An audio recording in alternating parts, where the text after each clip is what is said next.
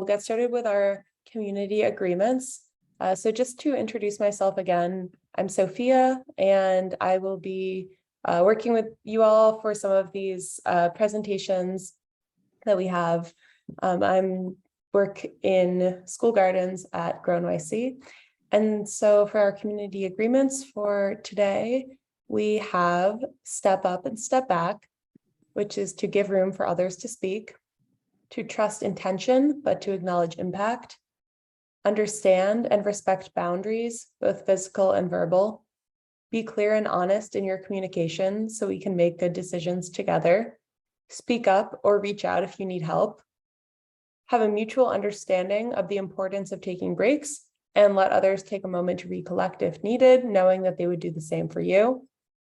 Be open-minded and understanding of different backgrounds and perspectives, and listen to speakers even if you don't agree. Please be patient, open-minded, and respectful. Acknowledge the strengths of others and work collaboratively.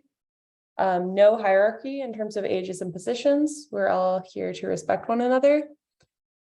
Giving reciprocal feedback to make sure that we are meeting each other's expectations. And then for our tech-specific community agreements, here on Zoom, we have keep your mic muted unless you're speaking to reduce background noise. If possible, turn on your video, especially when you are speaking. We want to connect with you and it helps facilitators judge how they're doing. Use the chat for thoughts, responses, and questions. So please feel free at any point to put questions in the chat. We will be monitoring it, and we'll be able to take all your questions from there. Please respond to and challenge ideas, not people. Respect the visual space. Please refrain from displaying inappropriate or distracting images that have potential to disrupt the meeting. And we are recording this event, so if you're uncomfortable with that, please feel free to keep your video turned off. But we want to be able to share with anyone who might not be able to make it here tonight in person. And with that, those are our community agreements. And I have the absolute pleasure of introducing our presenter for today, my former coworker, and they'll tell us a little bit about their journey, but we have Shelby here to talk about resume building, cover letters, and professionalism in the workplace.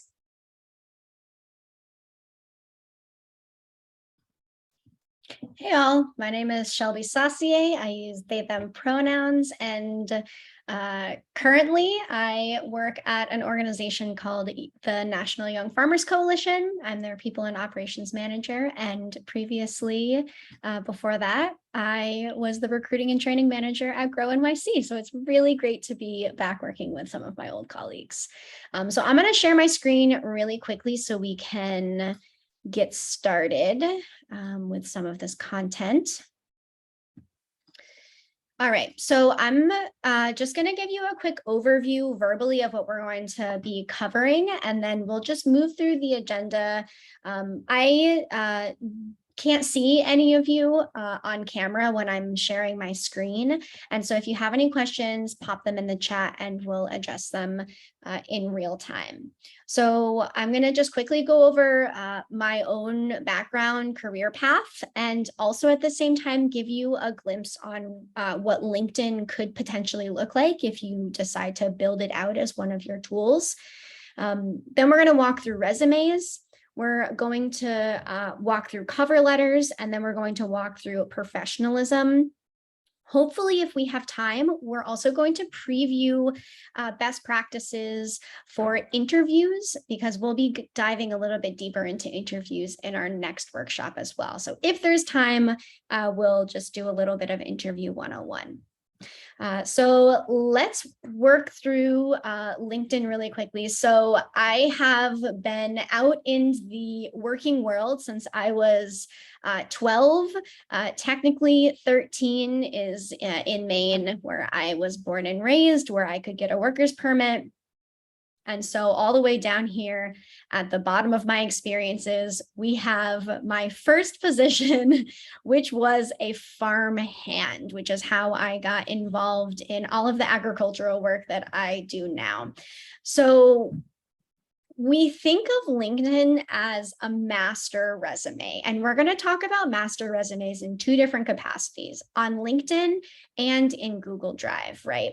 So let's just at a glance look at what my career has been so far and how sometimes when one takes an opportunity, it might seem a little bit out of our interest realm or expertise realm, but it has what we call transferable skills over into something that you actually want to be doing long term. So I went from being a farmhand to going to college. I did have a couple of jobs in high school. I worked in a nursing home kitchen as a kitchen aide when I was in high school, in addition to being a farmhand. So like the most unglamorous work possible is what I was doing there. After that, I headed to college, and that's where I really started getting into recruiting, which is a recurring theme throughout my career. So I was a resident assistant, so I learned how to manage people a little bit. I was starting to learn about how institutions worked. Then I went into being a recruitment officer. I had an opportunity to go abroad, which was very cool. I spent a summer in China. I came back and worked for the Office of Admissions at the University of Maine, where I got both of my degrees. I moved into graduate school where I became an office manager, which again does not sound very glamorous, and it really wasn't, but it taught me how to manage programs, schedules, people, event management. It had all of these different components to it, which is not what I wanted to be doing long term. But I just tried to think to myself, okay, I'm a young professional. What skills do I need to move into the spaces where I want to be? Because at least from my perspective, it's important to be humble. It's important to build a strong foundation of work ethic and skills to actually be successful when you move into these positions that you're really excited about and have been working towards. After that, I moved abroad and I was the interim executive director of this really cool nonprofit called Su Espacio in Costa Rica. I was a career counselor for a while. So you can see I've sort of always been in the career, resume, office management realm. Then I went and I worked in retail because why not? I wanted a good discount at a gear store. I needed all new camping gear.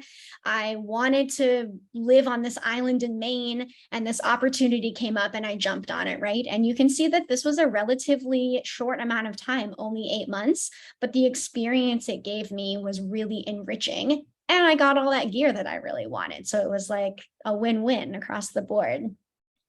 Then I moved to New York City and I really started digging into my career, right? So I worked for Dress for Success Worldwide for a while as their affiliate compliance specialist, so I could learn the back end of managing nonprofits.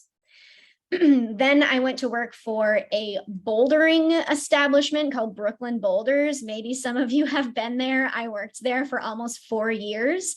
And that's where I went from working the front end, selling memberships, to really digging into this HR specialty that is now my career, right? So even though when I first got there, I wasn't immediately in the position I wanted to be in, I worked my way up to that role. Again, building that strong foundation, thinking a little bit ahead and really working, making goals and benchmarks and getting there. I've done some freelancing because people can do more than one job at a time. If your interests are in the arts and in HR like mine were, do both. I was a gardener for a year before I got to before I got to Grow NYC, which is right here.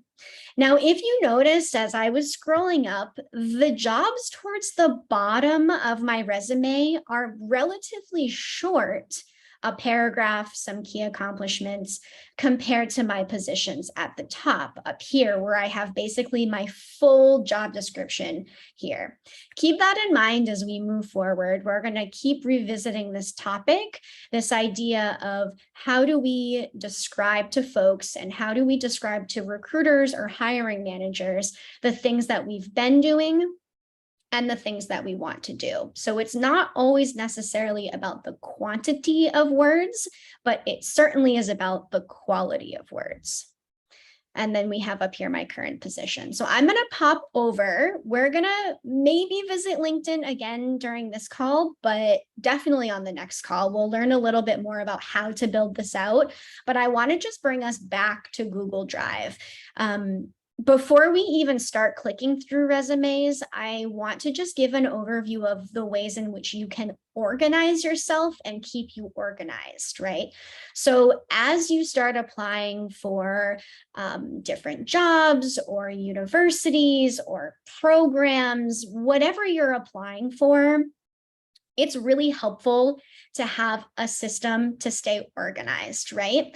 So I'm just going to show you my system to stay organized. You can use this as inspiration for yours. You can copy it exactly the way you see it if it really resonates, or you can have your own system. I know some folks really like to use spreadsheets. I'm not really a spreadsheets person. I'm more of a visual person, so the folders work better for me. I'm happy to brainstorm with you if you would like some support on how to organize yourself. So we have 3 basic folders: cover letters, job applications, and resumes. So these are the 2 main folders that we'll be in today. So I'm just going to click through each of them so you can just add a glimpse, see what's going on. And then we're going to dive into Resume 101 and see some examples. So just notice the different formats of the different resumes. These resumes were submitted probably within a 5-year span of each other. So you can see we've got some graphic resumes, we've got some more traditional resumes, we've got what I consider a traditional resume for my liberal arts degree right here. All right. Then we've got some cover letters, same thing. I just label them exactly what the job was, done. All right. So now we hopefully have an idea about how to organize ourselves. So let's move into, welcome to my Google Drive. Okay, so we're going to start with the master resume. So when we think about applying for opportunities, there's 2 very important areas that we need to keep in mind.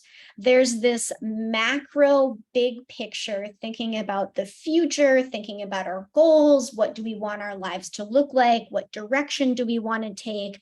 What area do we want to go into? What do we want to study? We have these sort of big picture ideas. And then we have the details. So we have the format of the resume, the content of the resume. How do we want to communicate to these recruiters and these people?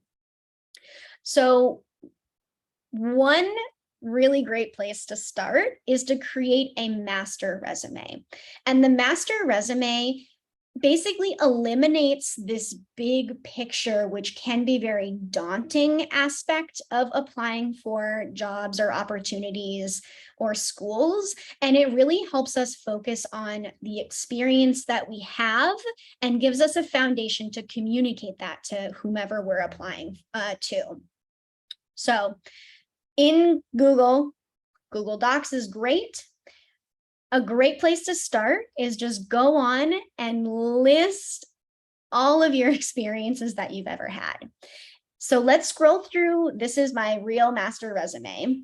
It's missing 2, it's a little bit outdated just in terms of the experiences, but the format is what I want to communicate with you. So a good place to start is hop into Google Drive and just list everything. So not only are we listing the actual jobs that we've had, right? If you even had a job, keep in mind that resumes aren't just for folks who have been paid for their work, okay? As we scroll down, I've been in my career for quite a while, so I probably have more on my resume than you will when you're first starting out. Just keep that in mind. That's regular. I have a section for my passion projects, so things that I don't necessarily get paid for all the time, but I still maybe want to communicate that to some people.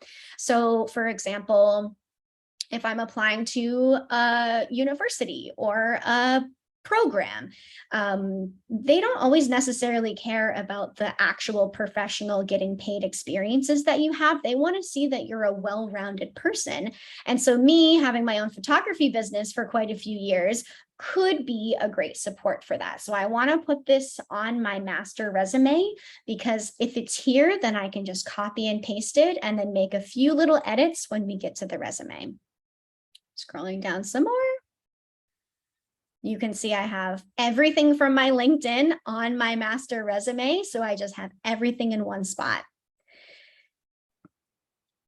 It's a good idea, especially if you're early in your career, to put education if you want to, if you're feeling proud about where you went to school, if you think it's going to add to your resume, certainly put your education. Keep in mind that none of these sections are mandatory. There's no right way to create a resume, and there's no wrong way to create a resume. It's a very individual process, okay? So I just really want to emphasize that. So if you're feeling some type of way about where you went to school and you want to omit it, omit it. They might follow up and ask where you went to school, then you can address it at that moment. But in terms of resume, I put it on here because I feel fine about that.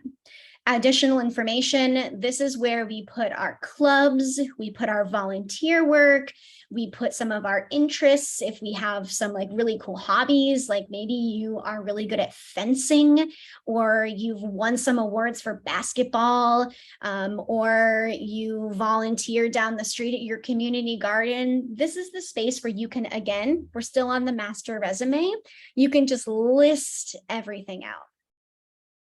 Okay. So we've got the master resume.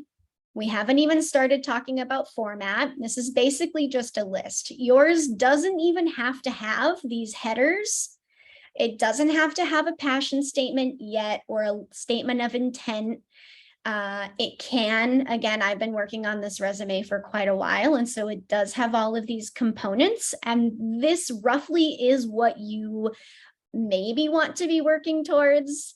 I don't like speaking in any sort of definitive language, because this is your future. These are your decisions to be making. This is just something that's worked really well for me in my career. And as a recruiter, these are often things that I see that are successful, but I cannot reiterate enough how important it is that you are true to yourself and your own style, and you're communicating the information that you want to be communicating to these folks who are recruiting you or hiring you. And I'll just keep saying that throughout, because it's really important. This can seem really strict and rigid, but it doesn't have to be. These are all suggestions for you. All right. Quick question from the chat before we move on is, should we add our GPA in the education section?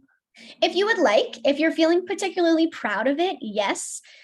Some schools that I applied for required me to submit my GPA, but oftentimes that was in the application. Jobs, I would say there's very few that actually really care about the GPA. So it's a personal choice. Yes, if you're feeling proud of it, but ultimately it doesn't really make a difference. They're looking for the substance of what you've done. They want to see who you are and how you're able to communicate who you are to them in terms of how are you going to vibe on the team? How are you going to be able to do the actual job duties? Keep in mind that things like standardized testing and GPAs, they do have weight because of the system that we live in, right? We live in the structure of capitalism, where things like GPAs and standardized testing, unfortunately, do matter, but it's more about the story that you're communicating to them. And that number certainly doesn't communicate as robust a story as something like some bulleted points that outline your experience. So it's a personal choice. But do keep in mind, oftentimes application processes, especially when you're in your early career or you're applying for schools, have a list of requirements that you do need to include. And we'll get into this a little bit when we talk about cover letters as well, because sometimes cover letters, they actually want you to be answering specific questions and not just here's who I am, and this is why I want the job. And so be mindful when you are looking at the requirements, see if there's a list. I'm going to show you one of my working documents after we review some of the examples when we get to the interview section about how to prepare for interviews. And a lot of the methods that I'll talk about are also applicable to writing resumes and cover letters as well. I hope that answered your question. If it didn't, pop it in the chat and I can go into more detail. All right, so I pulled 3 different types of resumes that I have to just show you how dynamic they could be for one person, depending on the type of job or opportunity that you're applying for. So let's start with one that reflects the master resume that we just looked at. So when you're in your early career, try to stick to one page. If you are an extremely involved in your community, if you have a ton of experience, then certainly you can have a 2-page resume. But generally, within the first 5 years of your career, stick to a 1-page resume, because then you can really convey the content and you can really tell that story in a more concise way, which is always more valuable than stretching things out just for filling space. So I'll just scroll through this quickly and then we'll move through the sections. So let's just get an idea for what it looks like in terms of format. Okay, exactly 2 pages. So this is a more traditional resume, right? So this position that I was applying for at the time was the Real Organic Project. I think this is actually when I was applying to Grow NYC as well. So it probably looks very similar to my Grow NYC resume. So at the top, I have my contact information. I have the area that I live in. It's a misconception, a really common misconception, that you need to put your actual address on your resume. I just in general say you definitely don't need to do that. There's no reason for these strangers to have your address. It's also, we're at this really interesting moment in history, I think, where we're finally accepting equitable practices in hiring and recruiting, and it's certainly not across the board. And so keep that in mind when you're applying, right? If you live in a space and you're worried about being discriminated against because of the area that you live in, don't put it on your resume if you're feeling that type of way about it. I feel very strongly about this. I never give out my address because of that. And also, I don't need strangers knowing where I live until I agree to work with you. So again, things to keep in mind. I then have a statement of intent, basically just an overview that I wrote that highlights sort of who I am and what my intentions are. This is where the recruiter or the admissions person is going to look immediately. This is your hook. You know, when you open a book and you have basically 1 or 2 lines to catch someone's interest before you toss it or you read it, this is exactly that, right? So this, I would say, out of the whole resume is where you should be spending most of your time, because this is how you're going to hook them in. You could have some faux pas, some mistakes, although it's not a great look to have mistakes, but you could have them later on in the resume, but this needs to be really tight up top. I also chose to have a skills section. And so this area and this area, for every single job I applied to, I had different information in here. So I would look at the application and I would say, okay, here are the 6 skills that they listed that I need to have in order to get this job. And I would either just copy them onto this area right here. I would change up the language a little bit.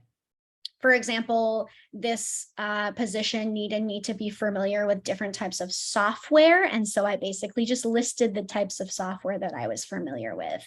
Then I listed some soft skills. I'm self-motivated and I'm passionate. I'm an effective and inclusive communicator, things like that, right? So this is just like me at a glance, and they say, ooh, this person looks really interesting. Let me read the rest of their resume. I then, which this could be really helpful for those of you who don't have much or many paid experiences.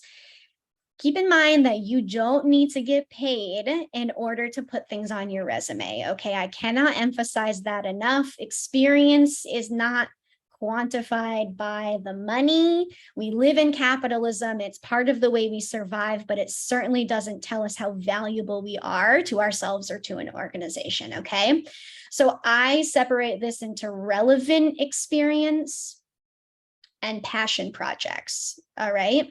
So my relevant experience is looking at the application that I'm going to be submitting this resume to and selecting from the master resume that we just looked at the experiences that directly align with this job. All right. I don't need to put all of my experiences on here.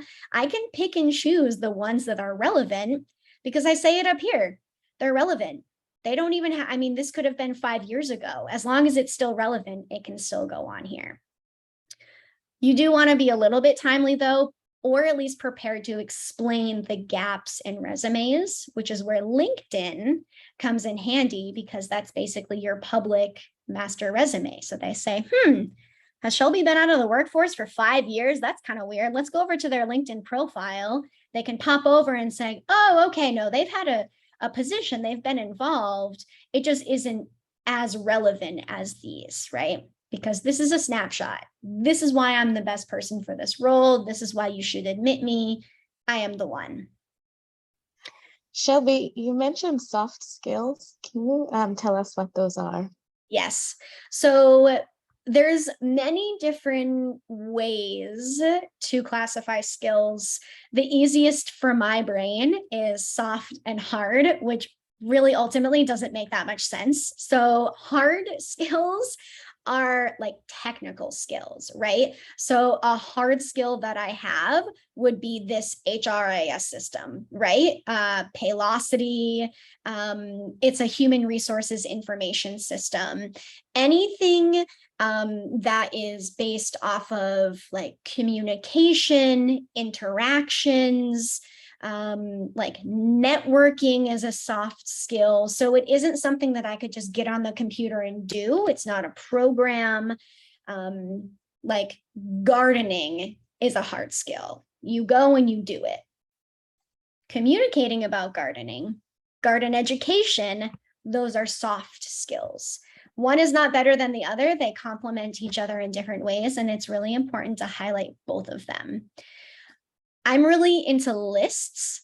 So something that could be really helpful for you that's been helpful for me in the past is to sit down and just make a list of all of your hard skills and all of your soft skills in a master list, because then when you apply for different programs or opportunities, you can just pull them off of that list and you don't even have to do much thinking. The purpose of this is prep, right? So it takes a long time.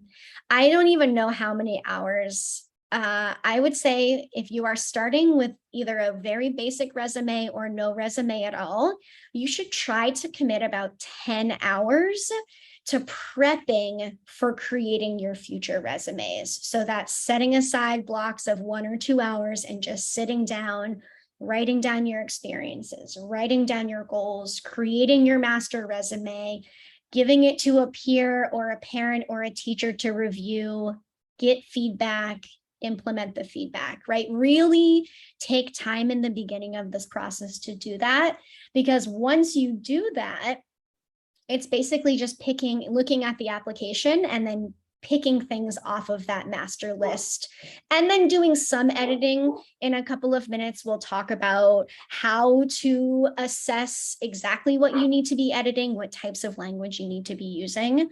But yeah, and definitely I want to emphasize taking time in the beginning of this journey to do this prep work, because it's stressful enough to apply for a new job or your first job or apply for school or apply for a program. You don't need to be job hunting, school hunting, having interviews and writing resumes from scratch. Like that just seems ridiculous to me. We just have one more question before we move keep going, which is, should it be chronological? So I think maybe within the relevant experience or passion projects, should it be chronological? Excellent question. So let's just dive right into formatting. So in terms of formatting, again, there's different ways you can do it. Let's go over formatting on this one, and then we'll do common themes, and then we'll look at a couple of different formatting options as well. So resumes should always be in what we call reverse chronological order. So the most recent experience should be at the top, and then you work backwards in time. So you can see this, this starts at 2021, and it goes 2019, 2018, 2017, 2016, 2014, 2011, and then we start over in the new categories. So yes, reverse chronological order is recommended, although not a hard rule. Again, if you had a position, so say my Brooklyn Boulders position was the exact same description as this job I'm applying to, and my Hillary Finn Gardens position is like sort of like should be included in my resume, but I really just want them to read the Brooklyn Boulders one first. There are different ways that I can rearrange this, right? I can put the Brooklyn Boulders one at the top under relevant experience, and then pop these down to a different category called additional experience. If you're feeling really risque and the organization that you're applying for is like really progressive and really values thinking out of the box, just put this one at the top, and it doesn't have to be in chronological order at all. It's important that when we are applying for opportunities, we understand the institution that we're applying for, and your resume and cover letter reflect the culture of that institution. So most of the institutions I've applied for, with the exception of, I think, my current role, my resume has looked exactly like this, and it's worked really well for me before, because this is the general culture and vibe and the type of resumes that those positions have, that they're accustomed to, that their recruiters are used to reading. If you're not sure, if you're a young professional applying for things, go on Google, find out what other people are doing, go on Reddit, go on Twitter, go on TikTok, do some research, crowdsource, see what other people's resumes look like who have applied for the exact same position or the exact same org. You can also email the person who's going to be receiving your resume. It's perfectly fine. And in fact, I get excited to get emails from people who are interested in applying, but just need more clarification about the process. So it would be fine if you emailed someone and said, hey, I'm curious what type of resume you would like to receive from me. Would you like a graphic resume, which is what I'm going to review with you in a minute? Would you like a more traditional resume? Do you prefer bullet points? Don't overwhelm them with questions, but if you need some direction and you can't find it from the internet or a network or a coworker or a friend, then feel empowered to reach out to that person who's going to be reviewing it. Another very important thing is the language that we choose to communicate our experiences and ourselves. So let me see if I can zoom in on this a little bit. All right. So let's look at this gardening position that I had. There's 4 bullet points. Because I had the role currently, I applied in February 2021. Because I have the role currently, I use the current tense: designs, trains, utilizes, selects. I'm letting them know I currently have this job and this is what I do right now. I also don't repeat the beginning words, right? Designs, trains, utilizes, and selects. It is not an engaging resume if I say designs, designs, designs, selects, right? You want to be engaging the person reading your resume like it's a story. So let's look down here. This was in the past: managed, created, and worked. Initiated, managed, performed, and initiated. So I said initiated twice here, which I think is okay. I justified it for myself. Again, there's no hard and fast rules. Here we go. I did put successfully in front of it, which I thought in my brain mixed it up a little bit, made it a little bit more engaging. So again, these aren't rules. These are just suggestions. We can come down here, managed and conceptualized and implemented, promoted, utilized, curated, and tracked. Okay, so even though this is, in my opinion, a fairly dull looking resume, like I don't get particularly excited to read resumes like this. They're very traditional. In a lot of ways, the people that you may be applying for these opportunities for are traditional, which is why my resume looks like this. But keep in mind that the tenses that we use and the relative way we format it, reverse chronological order, keeping your bullet points to 2 or fewer lines, are all general best practices for this. We want people to have a snapshot of who we are, but not be overwhelmed by too much information, okay? I'll say lastly about the content. If there are any metrics that you have in your experiences, for example, right here, I implemented a learning management system and helped create a new learning and development department. And I got metrics from that role in real time. It allowed the company to grow by 50%. This was feedback that we got from the leadership team and from the metrics we were gathering. And so any sort of metrics that you know for sure should be in your resume, because it's something that folks can grasp onto. It's not conceptual. It's not, training assistant gardeners, which is sort of heady and could mean a few different things. It's not just managing aspects of human resources. It's this really concrete thing that people can say, oh, we're looking to grow our company. And wow, this person helped grow their company by 50%. We definitely need to interview this person. So having those little bits of concrete information, whether it's in words or it's in numbers, is a really great thing to include if you have it. I want to note that I know that not everyone, especially in the beginning of your career or when you're applying for school, has concrete examples or concrete experiences, right? Which is why we can emphasize unpaid opportunities as well. Okay, so up here, I technically got paid for all of these, but that's just because it's just the way it was. That's just the way that my fate took me, was I'm able to provide paid opportunities as relevant experience.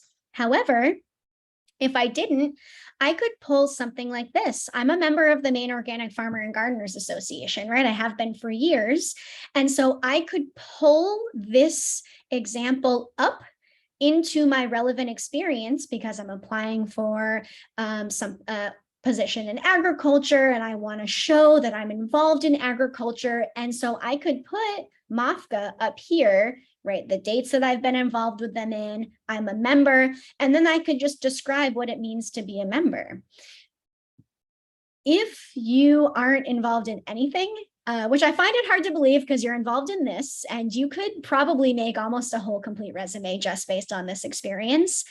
If you're feeling like you don't have enough content, I encourage you to just sit and reflect and really think about the types of activities that you do and that you like to do and that you want to do, right? So maybe you're a part of a club, or maybe you want to be part of a club and you should join it immediately and just go for it, right? If you're thinking about it, you should just try it out at least. Maybe you were part of a club for a little while, but you're not part of a club anymore and you're feeling like, ooh, I don't know if I should include it. Definitely include it. Anything that you've ever done, put it on your master resume, make it at least an option to elaborate on. We're going to keep talking about this throughout this workshop and next workshop as well, because I think that's really one of the most common misconceptions about creating and sending in resumes and cover letters and this like professionalism journey is that we think in a capitalistic mindset, like, oh my God, I've only ever had one job. How are they ever going to accept me? But think about like hobbies you like to do. Again, like maybe you're a really great crocheter and you're part of a crocheting circle. You could spin that into so many transferable skills if you just sit down and get a little creative with it, right? Like you have focus, you have the tactile abilities, you're detail oriented, you can read a pattern, you're really great at mix and matching colors, you can bring in design aspects to it. Maybe you talk to people in your crocheting circle. Maybe you're collaborating with them about an external project. Like there's so many different ways to spin the everyday activities that we do. I think social media is a really important thing to mention right here. We're going to talk more about it in the realm of professionalism later on. But when we think about the ways in which we utilize technology and social media, those are hard skills that you can list on your resume. Even if you just like to do TikToks and you like to do this specific niche online, you can take transferable skills and apply them to your resume and cover letter in a professional aspect. If you're really looking to fill your resume, your one-page resume with information, I encourage you to use the experiences that are most relevant first. Like if you have a job, put the job first. If you volunteer, put the volunteer first before you start talking about TikTok. But I just want to open up your mind to the possibilities of different things that you can put on your resume and in your cover letter as we move forward and talk more about transferable skills. So let me define transferable skills. Transferable skills mean you have this set of skills. So again, let's use pizza delivery as an example. It was like a big job when I was a teenager. People would just be pizza delivery people, right? So when you deliver pizza or you're a food delivery person, you have customer service skills, time management, you're reliable, you're able to navigate maps and directions. There's all of these skills that are really specific to this job, but they're also really specific to things like HR. Like say you want to be an HR professional, which sounds really boring, but it doesn't have to be. So you're like, okay, HR, I need to be communicating with people, all different types of people at all different moments. I need to be having tough conversations with people. I need to be able to manage my time and tasks and be able to manage projects. All of these skills are transferable from one to the other, right? So pro tip, think creatively, sit down, don't get too wrapped up in the traditional mindset of just like, I need to put the jobs that I have onto this paper and submit this paper. Like really sit down and be creative with your story and how you want to communicate it. All right, let me click through these other two examples, and then I want to just take a pause for anyone who needs to take a break and also ask questions before we move on to cover letters. So here is my Hilary Finn Gardens application when I was applying to be a gardener. It's very basic. I knew that Hilary had a really small company. She only had 2 employees and that she wanted to look at my experience at a glance and probably wouldn't read my whole resume. So I tried to focus all of the important information that I needed to communicate to her. So basically all of my farming, landscaping, and community garden work onto the first page. The second page is the extra stuff. Like, look, I'm a real person. I have all of these skills. Like, oh, I'm a photographer. Like, I can take photos for you too. That could be kind of cool. Look, I went to school. Look, I do all of this other cool stuff that makes me a well-rounded person. So this is an example of like a more manual physical labor job that I applied to. This is not the template that you need to use if that's what you want to go into. It just looks very different than my master resume. And I used it relatively, I mean, I think I applied in, let's see, 2020. I think is when I applied to them. So it was not that long ago that I used this resume. All right, and here is what my resume looked like when I applied to my current role at the National Young Farmers Coalition. And I did a lot of research about the organization. I knew about the org, and I did research about the org before and while I was applying. And I knew that they really pride themselves on being progressive, both in their policies and in just their general mentality and the way that they interact with the world. And so I wanted my resume to reflect that. That here it is, I'm a bold person. I really want you to read this resume and also look at the content like I am the person for this job. So I went on Canva, CANVA, and I just got a free template, or maybe I paid $1 for this template or something. Like, it was ridiculous. I went on and they have just like, you can scroll through and see all different designs. You can put your picture on it if you want. You can edit the template. And so I basically just went and I had the template pulled up on one side and I had my master resume pulled up on the other side. And I just went through and I just made it fit onto this page. Because this is such a specific position that I was applying for with a very specific mission and vision, just like Grow NYC has, I really went in and I looked at the application and the words and the language that they were using, right? And when I did that, I transferred that language onto my resume. So for example, oh, look, Grow NYC, here we go. Develop, implement, and manage. Those were 3 of the words that were on the application that I really wanted to communicate to them that I knew. I know how to do KPIs, key performance indicators.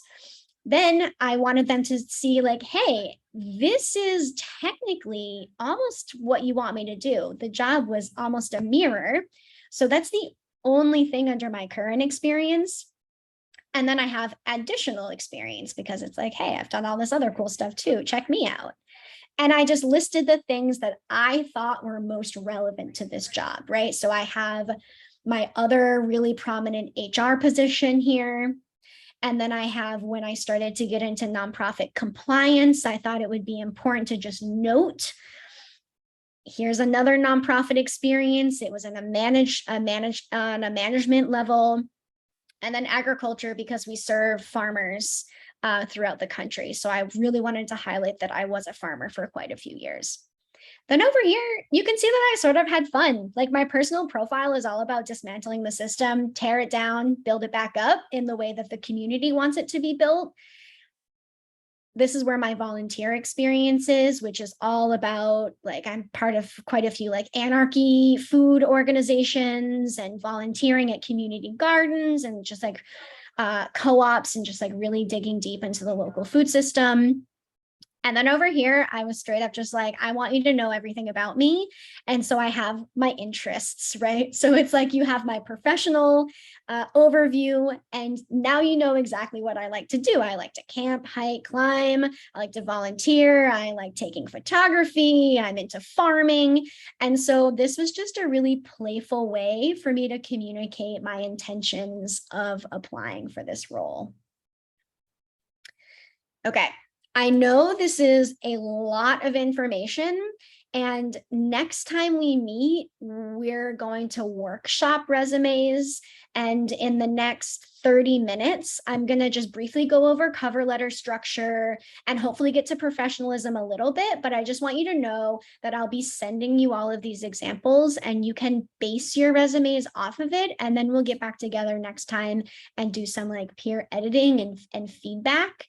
But I want to give everyone maybe like a couple minute break to get some water, enter your questions into the chat, and then we can just keep this rolling. This was the most dense part of the presentation just because there's so many different options to take. But I want everyone to be able to take a breath so you can be focusing through the next half an hour. So why don't we take maybe like 2 or 3 minutes? Right. Welcome back, everyone. If you decided to take a break, we've got about 25 more minutes and a lot of content to get through. So please keep the questions coming in the chat. I will also be giving you my email if you haven't seen it already on all of the documents, and I'll talk a little bit more about how to get in touch with me so I can answer all of your questions that you have. Shelby, Yeah. I think in one of your resumes you use a lot of color. And besides just like your feel of the organization, is it a disadvantage to anybody to just have a more colorful resume compared to just like, you know, the regular black and white? It depends. It really depends on the org that you're applying to and what you want to be communicating to that organization. I would say if you're entering into any sort of, all right, let me pull back a bit. When you are applying for anything, you want to go online and do research about what types of resume you should be submitting for that.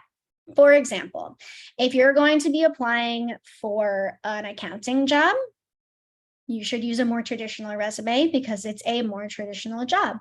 If you're applying to be a graphic designer, then your resume should reflect some of that skill as a designer, right? So a very simple internet search can help guide you in what direction you may want to take in terms of what format, what colors you want to use, XYZ. For example, if you're applying for any sort of like real estate job, a lot of real estate jobs, if not require, highly recommend that you submit a picture of yourself.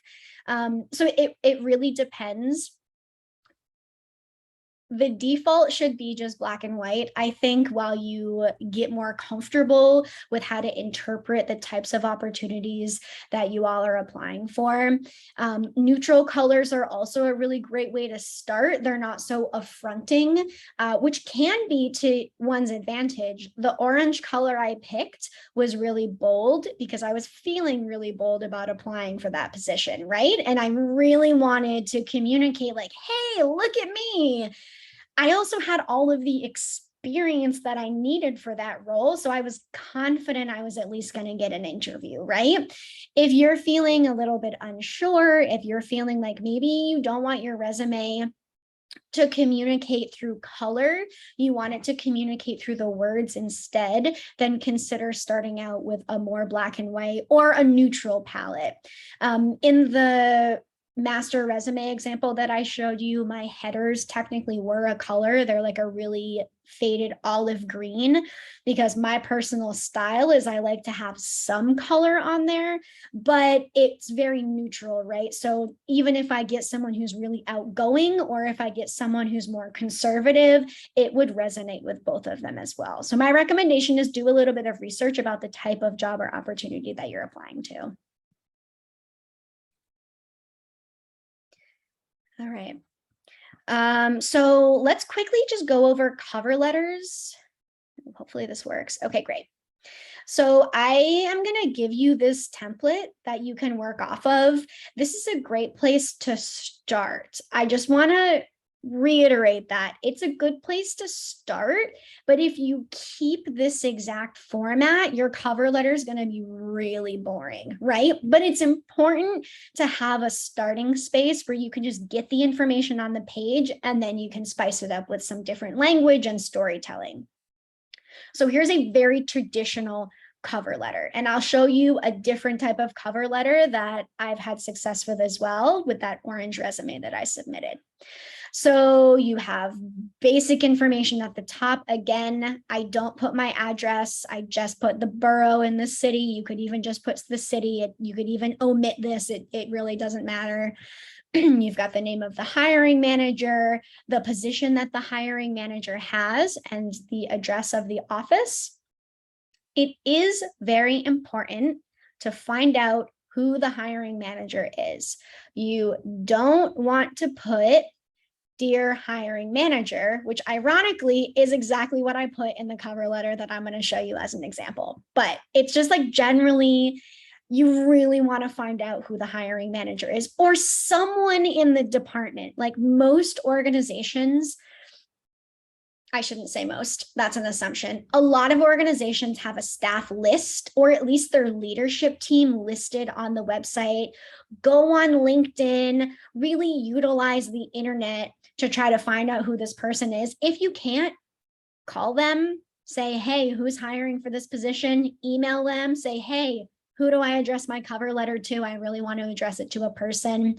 It makes a difference because it goes from this just being a statement that you're saying about yourself to a letter and a story you're giving the hiring manager communicating about yourself.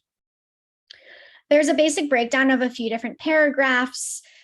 This is again where you hook them in, you let them know what the key skills are that you're going to be bringing to this role that you can pull directly from the job post. You want to make sure that you double, triple, quadruple check that you have the right company and the right position title, especially if you're putting out a bunch of different resumes and cover letters. I've sent at least 5 that have incorrect information and you just don't hear back from them. It's just not a good look. You want to communicate that you're able to pay attention to details and at least get the name of the organization correct.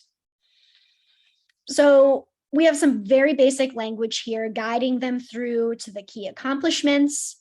And then this is my favorite part. And really, when we go through the example in just a minute, you'll see that most of my resume is storytelling now that I'm comfortable and familiar with creating cover letters. But this is a great place to start. So if you're at the beginning of your career, you're feeling a little bit uneasy, you just don't know where to start, just fill out the template and submit this to people. Like, you don't really have to be that creative right up front while you're learning. You do want to put in at least one anecdote, though, at least one story. So say you're applying to Grow NYC, right? Say you're applying to be a garden coordinator. You can say, oh, when I was a kid, I was so inspired to go to my community garden, and it was the highlight of my week, and my mom and my auntie would take me and we would get our hands dirty. And ever since then, I just like smell the soil in my dreams, and I knew it was my destiny to have a job at Gardener, whatever you want to say, right? Just like make it personal. So they say, okay, when this person actually comes in, they have a connection to this position or this opportunity. You always want to thank them, let them know how to get in contact with you, and then enclose your resume. Make sure that your grammar is correct, spell check, send it to a friend, a parent, a teacher, send it to 10 different people to edit and update. Make sure that all of your words are in the same tense, or at least in the tense that you want them to be in. Just be really mindful about the details. It really does make a difference, because this is one of, usually recruiters read cover letters first. So this is really the hook to your resume, where they say, oh, okay, I see that they have some gardening experience. Let's pop over to the resume and see like exactly what they're doing with gardening. So because I'm going to give this to all of you, I'm going to pop over to some examples for the sake of time, so we can take a look at that. Here's one example. This is the cover letter that got me my Grow NYC job. You can see I have 4 relatively short paragraphs just going through why I'm applying, going through the different positions that I have, and telling the story of my nonprofit experience.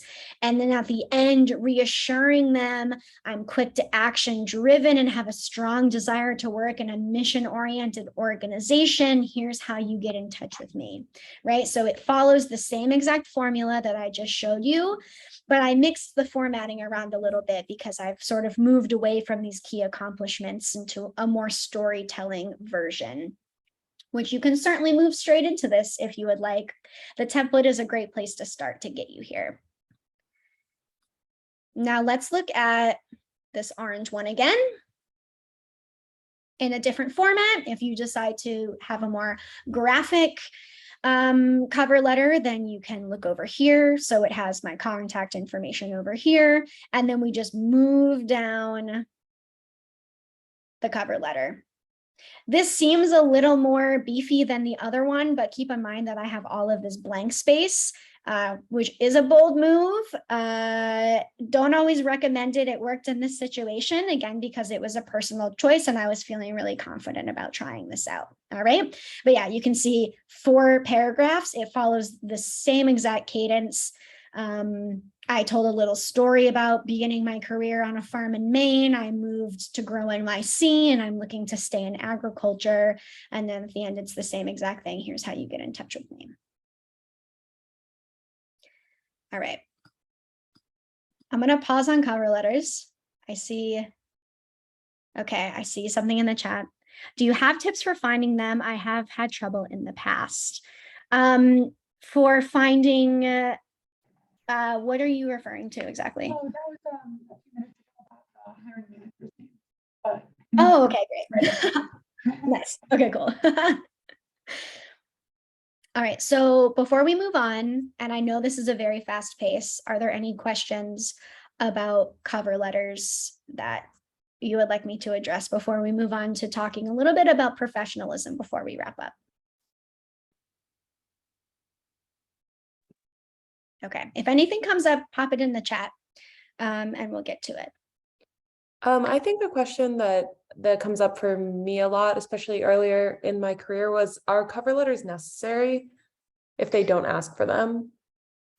Yes, I think so. Technically, no. I really value storytelling. It really helps me as a recruiter to understand the intentions of where candidates are coming from. It helps me see who they are as a whole person. It helps me see their style. It just is that extra little flair. Most positions will require a cover letter or ask for one. If it's optional, always do it. Some orgs now, which I really like and prefer, are moving towards what we call the Grow NYC screener questions. Maybe you filled them out, maybe you didn't. So instead of having this document that isn't very accessible for a lot of people, like not most everyone, I would say, doesn't have resume training. They don't have cover letter training. They don't have this opportunity to learn the way the institution expects people to act and to fill out applications. So it becomes this sort of like elitist situation where folks who have more opportunity, who have this training, are more likely to get the jobs that they apply for because they have that training. And so I really value, like, Grow NYC at least was moving toward this when I was there, having screener questions instead of resumes is sort of an accessibility thing. So if there's screener questions, if there's anything like that, then don't fill out a cover letter if you're not feeling compelled to. My rule of thumb is listen to your heart. If you're feeling like you really want to keep telling your story and you want to be connecting with these folks on that level, definitely submit a cover letter. It's never going to hurt to submit a cover letter. And I'll say, as someone who's looked at a bunch of applications and cover letters, sometimes if you're also changing a career or if you don't have enough experience in whatever you're applying for, a cover letter is really essential, because all the person sees is your resume, and it doesn't tell a story of who you are. So if you feel like you need, for some reason, I always feel like my cover letter is like an extra selling point. Like, why should they choose me over everybody else? I would say, yeah, if you're changing a career, if you don't have a lot of the relevant experience, writing a cover letter is essential. Definitely. And I also just want to emphasize that you should not be moving through this by yourself, right? Like, when you're applying for jobs and you're applying for opportunities or school, use your network, use your community, especially if you don't feel like you're a confident writer. Maybe you're a great oral storyteller. Link up with a friend or a parent or someone you know who likes to write and just talk it out. You speak and they type it. Like, this does not have to be a journey that you take on your own or in a silo by yourself, right? This can be and should be as collaborative as possible. The more eyes you get on your resume and cover letter, the more feedback that you can get for it, the stronger it's going to be. So yeah, especially I'm thinking about particularly folks who English isn't their first language. Things like this can be a huge barrier. And so utilizing community resources, utilizing your teachers or your friends to really help you and support you can be a really successful tactic. All right. We have 10 more minutes. I will first give you a strong recommendation. If you don't already have one, create a Gmail account with your name, whether it's your first name dot last name, your first name and your last name put together, your last name dot first name, some combination of just your name, no numbers. It can be a nickname if you like really go, or your chosen name, right? It needs to be the name that you go by. It's critical. This is like the first step in professionalism. This is the first thing that folks are going to see in their inbox from you. You want to make sure that it's very clear who you are. You want them to be able to identify you immediately, and you want them to identify you by the name that you like, and then the name that you're going to go by. All right. So that is like, Tutu and I talked about this. It's super important to leave your more like casual or your gamer or your like usernames to the social medias. And for your email, you need to have something, no matter who you're applying for across any sector. This is going to benefit you greatly. It's free. If you need help and Google can't tell you, email me and I will help you sign up for one immediately. In that same vein, there's an option. So if you can't tell, I'm really particular about my personal information. Like, my job experience is one thing out there in the world, but I don't want people to be able to contact me unless I personally know you. And so the number that I put on all of my documents is a Google number. So if you don't know what a Google number is, it's a free service that Google has, and you basically just enter in your actual cell phone number, and it gives you a free Google number. So when someone calls you, it goes through Google and they have to announce who they are. So if I'm calling Tutu and Tutu has a Google number, it will like ring, and it will say, announce your name. And I say, hey, it's Shelby. And then Tutu on the other line hears, hey, it's Shelby, and can accept or decline or send to voicemail. I think this is really helpful in balancing my work life and my personal life. It just feels safer to me. I don't have to worry about butt dialing anyone at work. I don't have to worry about accidentally texting someone at work, because to use this from my phone, I have to go into the Google Voice app and activate it. So not required. I think it's a best practice, especially if you're sort of more of a private person and you really value that separation. It's perfectly appropriate to use your actual phone number in these situations also. Lastly, be mindful of your social media. If you have a public profile, really think about what it would be like to be that potential employer, to be that school recruiter, and to be going onto your profile and seeing your content. Sometimes it's a great thing. I have 2 public profiles that I'm happy to have anyone in the whole world accessing. One of them is for my photography. The other one is for my dog. You can look all day long at those and not really tell much about my life. My personal profile is private because I post things about my life and my partner and our journey, and I don't need strangers or recruiters looking at that information. Really sit down and think about how you want people to perceive you. Remember, perception is reality. It's the unfortunate reality of our life. You could be the most compassionate, open, liberal person that anyone has ever met, and you post one thing that could be communicated, and a recruiter goes on at that exact moment and looks at your profile, and it could eliminate you from that position. So just keep that in mind. Recruiters do go on and look at profiles. We do go on and look at LinkedIn. I know we didn't really get to LinkedIn today. It's a really helpful tool. Once you get your master resume up, I highly encourage you to go on LinkedIn and at least fill in your information and use it as a professional networking realm. Connect with your coworkers, connect with your friends, take some skills classes on there. They're usually free. It's really great. Okay. We didn't get to interview at all, unfortunately, but that's okay because we're going to allocate time in our next session to at least briefly go over the ins and outs of how to navigate interviews in different situations. We might get a chance to role play. I'm not exactly sure what the time is going to look like because we're going to do some workshopping on resumes and cover letters, which leads me to your assignment for the next month.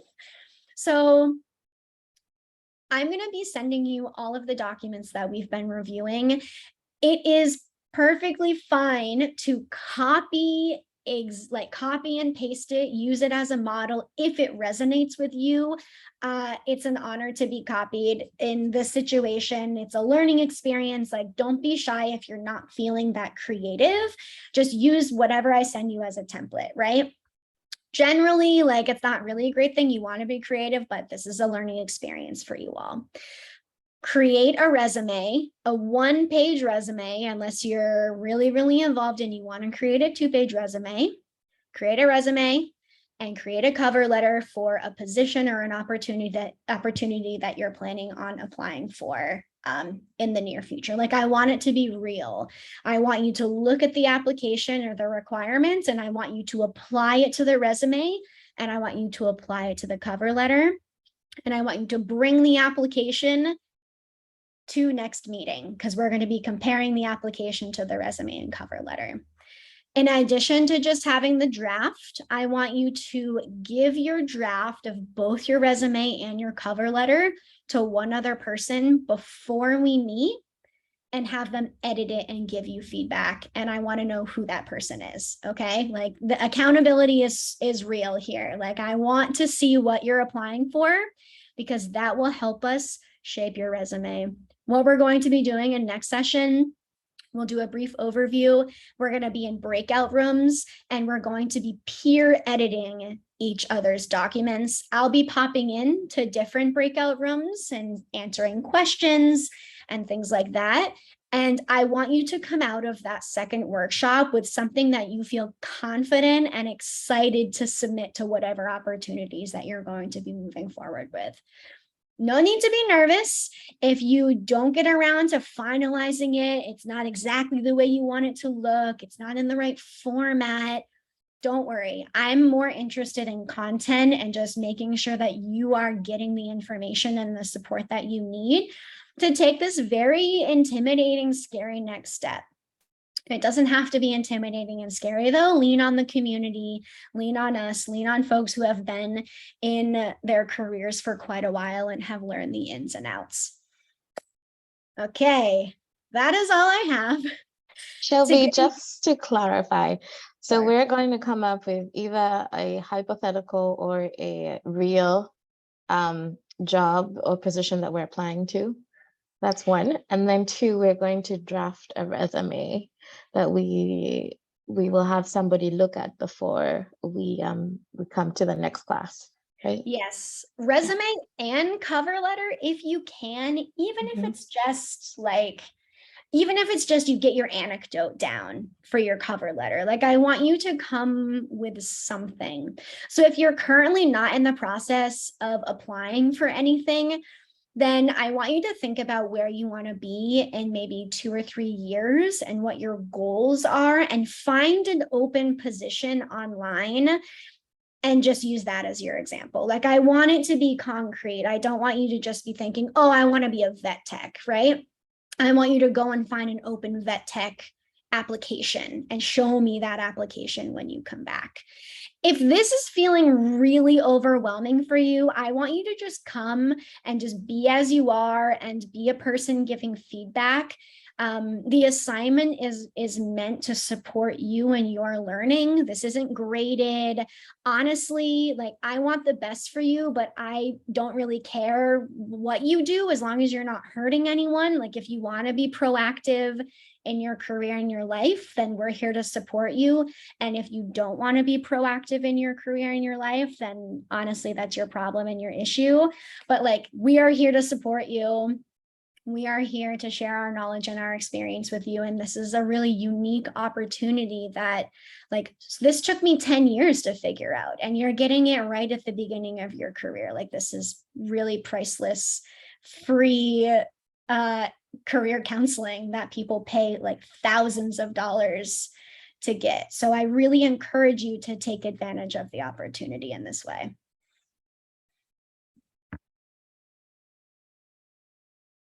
Thank you so much, Shelby. I think everyone here can agree in saying thank you for that amazing presentation. So much information, really just incredible information, as you just mentioned. It takes many people years and years to get to that level. So yes, just thank you again. And we will be sending out the recording of this presentation and all of the resources and the assignment for next week